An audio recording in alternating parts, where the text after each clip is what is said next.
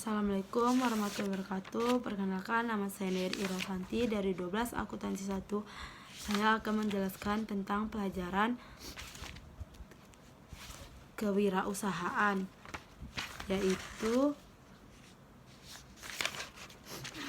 yaitu perusahaan berbentuk perseorangan. 1. Salinan kartu tanda penduduk atau KTP dari pemilik. 2. Salinan surat keterangan situ dari pemerintah daerah tingkat 2. 3. Pas foto 2 buah ukuran 3x4 dari penanggung jawab atau pemilik. Pemerintahan Republik Indonesia. Menurut Republik Indonesia, lembaga penyalahgunaan OS berdasarkan ketentuan pasal 32 ayat 1 Peraturan Pemerintah Nomor 24 Tahun 2018 tentang pelayanan perizinan berusaha terintegrasi secara elektronik, menerbitkan izin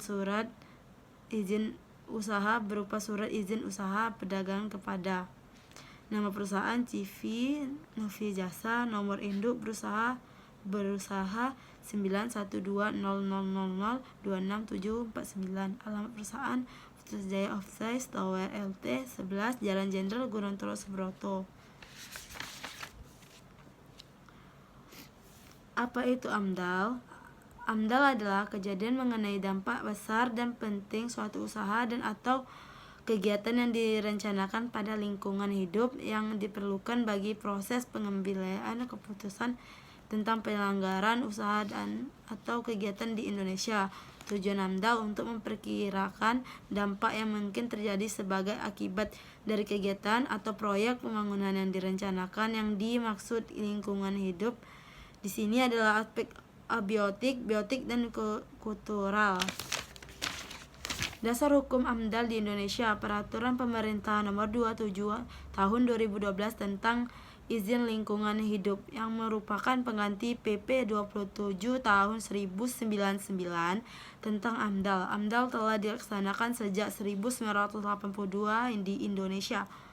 Fungsi AMDAL: A. Membantu proses pengambilan keputusan tentang kelayakan lingkungan hidup dari rencana usaha dan atau kegiatan.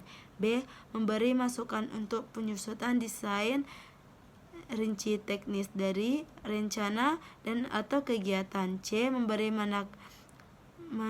untuk penyusunan rencana pengelolaan dan pemantauan lingkungan hidup. D. Memberi informasi bagi masyarakat atas dampak yang ditimbulkan dari suatu rencana usaha dan atau kegiatan.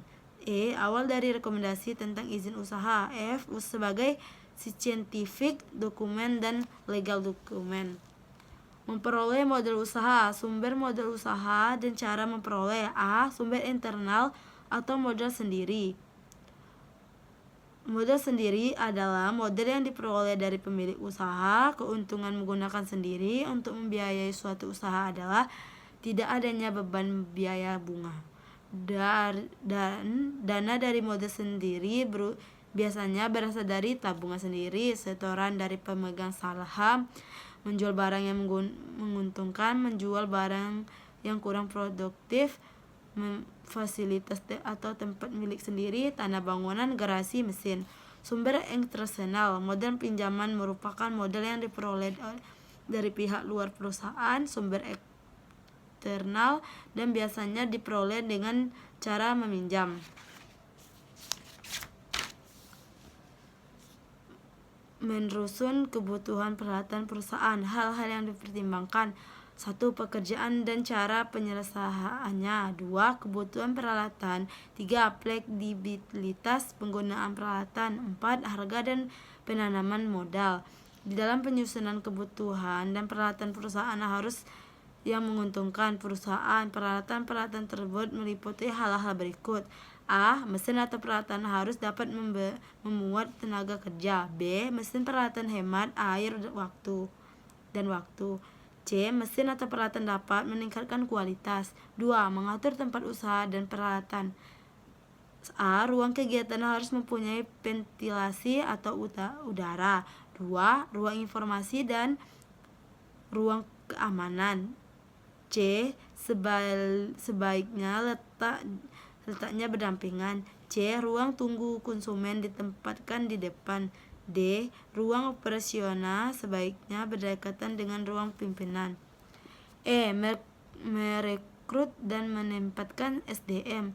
1. Analisis jabatan. Salah satu kegiatan penting mendirikan usaha adalah merekrut tenaga kerja. Tenaga kerja merupakan bagian yang sangat penting dan mampu menghasilkan produk. Oleh karenanya perlu strategi khusus untuk merekrut tenaga kerja yang sesuai dengan ketentuan. Baik, sampai sini saya jelaskan. Assalamualaikum warahmatullahi wabarakatuh.